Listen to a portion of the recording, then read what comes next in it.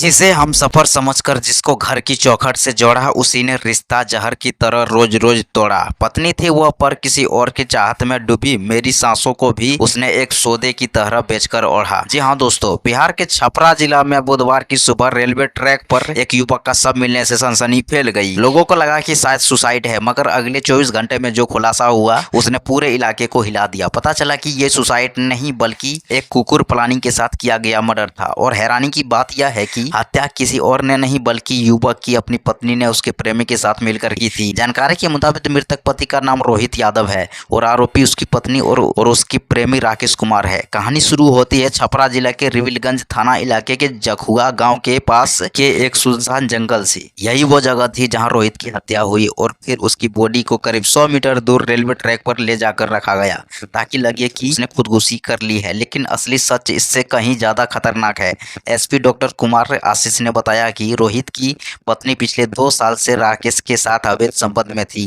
राकेश वही दोस्त जिसे रोहित ने अपने साथ गुजरात ले जाकर नौकरी दिलवाई थी। दोनों एक ही गांव के घर सिर्फ 200 मीटर की दूरी पर और पिछले 3 साल से एक ही कंपनी में काम करते थे। इस वजह से दोनों परिवार का खूब उठना बैठना था। गुजरात में नौकरी के दौरान राकेश अक्सर रोहित के घर पर खाना खाने आता था और इसी दौरान राकेश और रोहित की पत्नी के बीच नजदीकियां बढ़ती गई। धीरे धीरे यह रिश्ता अवैध संबंध में बदल गया और लगभग 2 साल तक यह सिलसिला चलता रहा, लेकिन रोहित को इसकी भनक तक नहीं लगी। वहीं 1 दिसंबर को रोहित अपनी पत्नी, बच्चों और राकेश के साथ बहन की शादी के लिए गांव आया। यहीं से शक की शुरुआत हुई। पत्नी रात में घर से गायब होने लगी और एक दिन रोहित ने पीछा किया और देखा कि पत्नी राकेश से मिल रही है। फिर 4 दिसंबर को उसे पूरा अफेयर की सच्चाई पता चल गई। रोहित टूट चुका था। उसने पत्नी को बहुत समझाया, झगड़ा भी हुआ, लेकिन वह मानी नहीं। और फिर आई 9 दिसंबर की खौफनाक रात।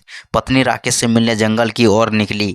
रोहित ने फिर पीछा किया। रात करीब 12 बजे वहीं उसने दोनों को आपत्तिजनक हालत में देख लिया। वहां राकेश का एक दोस्त भी मौजूद था जो पहले से सब जानता था। रोहित को देखते ही राकेश के उस दोस्त ने उसे पकड़ लिया और आवाज लगाई। पत्नी और राकेश मौके पर पहुंचे और वहीं झाड़ियों के बीच हत्या की प्लानिंग बना ली। पत्नी ने रोहित का हाथ पकड़ा और राकेश ने धारदार चाकू से उसके गले पर वार कर दिया। कुछ ही सेकंड में रोहित की मौत हो गई। अब कहानी की सुसाइड दिखना था। फिर क्या, तीनों ने मिलकर सबको घसीटते हुए रेलवे ट्रैक पर लाकर रख दिया और रात में ही वहां से फरार हो गए। अगली सुबह सब मिला, लेकिन पुलिस ने कॉल डिटेल मूवमेंट और घटनास्थल की वैज्ञानिक जांच से पूरा सच जोड़ लिया।